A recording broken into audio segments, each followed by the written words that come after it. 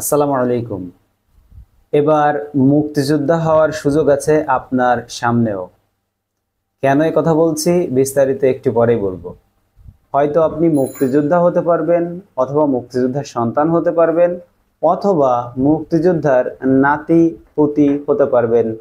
কেন বলছি বিস্তারিত একটু পরে আপনাদেরকে জানাবো।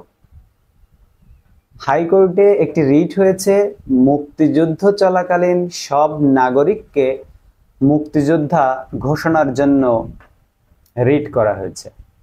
1971 সালে মুক্তিযুদ্ধকালীন বাংলাদেশে রাজাকার বাহিনী বাদে সব নাগরিককে মুক্তিযোদ্ধা ঘোষণার দাবি জানিয়ে রিট করা হয়েছে হাইকোর্টে।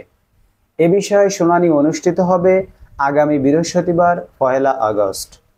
মঙ্গলবার 30 জুলাই বিচারপতি মোস্তফা জামান ইসলাম ও বিচারপতি এস.এম. মাসুদ হোসেন দোলনের হাইকোর্ট বেঞ্চে এই রিটটি শুনানির জন্য দিন ধার্য করেন। আদালতে রিট আবেদনটি শুনানির জন্য উপস্থাপন করেন অ্যাডভোকেট ইউনুস আলী আকন্দ। রিটে 1971 সালের বাংলাদেশে মুক্তিযুদ্ধের বিপক্ষে এবং পাকিস্তানের পক্ষে সহায়তাকারী রাজাকার বাহিনী ছাড়া সব নাগরিককে মুক্তিযোদ্ধা হিসেবে ঘোষণা করে নতুনভাবে সবার নাম সহ মুক্তিযোদ্ধার তালিকা প্রস্তুত করার জন্য নির্দেশনা চাওয়া হয়। এই রিটটি যে আইনজীবী করেছেন তাকে অন্তরের অন্তরস্থল থেকে দোয়া জানাই, কারণ এই মুক্তিযোদ্ধা রাজাকার নিয়ে এদেশে যা চলছে তা অসহনীয় পর্যায়ে চলে গিয়েছে। অ্যাডভোকেট ইউনুস আলী আকন্দ বলেন, সংবিধানে বলা হয়েছে আমাদের রাষ্ট্রের অন্যতম মূল লক্ষ্য হইবে গণতান্ত্রিক পদ্ধতিতে এমন এক শোষণমুক্ত সমাজতান্ত্রিক সমাজের প্রতিষ্ঠা, যেখানে সকল নাগরিকের জন্য আইনের শাসন, মৌলিক মানবাধিকার এবং রাজনৈতিক, অর্থনৈতিক ও সামাজিক সাম্য, স্বাধীনতা ও সুবিচার নিশ্চিত হইবে। তিনি বলেন, এটা হচ্ছে সংবিধানের কথা, ইউনুস আলী আকন্দ বলেছেন অ্যাডভোকেট।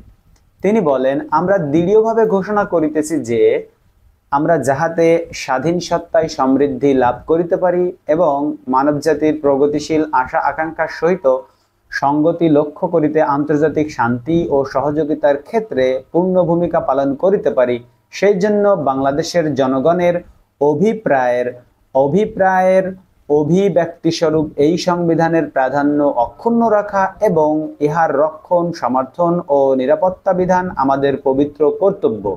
ইউনুস আলী আকন্দ আরো বলেন, এখানে আমরা শব্দটি 4 বার ব্যবহার করা হয়েছে, সুতরাং রাজাকার বাদে তখনকার সব নাগরিকই মুক্তিযোদ্ধা ছিল মর্মে ঘোষণা আবশ্যক ও নির্দেশনা প্রয়োজন। এই ঘোষণা, এই রিট যদি কার্যকর হয়ে যায় তাহলে আমি হয়ে যাব একজন মুক্তিযোদ্ধার সন্তান। আমার গর্বিত পিতা একজন মুক্তিযোদ্ধা, তিনি এখনো জীবিত আছেন। এবং আপনি কি হবেন এই রায়টি যদি কার্যকর হয়, কমেন্ট বক্সে জানান। আশা করি এটা কার্যকর হতে পারে, কারণ বাংলাদেশে এখন যে পরিস্থিতি সৃষ্টি হয়েছে, হাইকোর্ট যে ধরনের আচরণ করছে, মনে হচ্ছে হাইকোর্ট তার মেরুদণ্ড ফিরে পেয়েছে। তো হয়তো এটি কার্যকর হতে পারে, কারণ এখানে সংবিধানে স্পষ্ট বলা ছিল যে তখনকার শুধুমাত্র রাজাকার ছাড়া বাংলাদেশের সব নাগরিকই আসলে মুক্তিযোদ্ধার অধিকারী, মুক্তিযোদ্ধা ছিল, সেটাই তেমনটাই বলা হয়েছে আসলে সংবিধানে। আশা করি ভিডিওটি আপনাদের ভালো লাগবে এবং আপনি একজন মুক্তিযোদ্ধার সন্তান অথবা মুক্তিযোদ্ধা হিসেবে কোন পর্যায়ে আছেন কমেন্ট বক্সে, আবারও বলছি, কমেন্ট বক্সে আপনার পজিশনটি লিখুন। আজ এ পর্যন্তই, দেখা হবে অন্য ভিডিওতে। আল্লাহ হাফেজ।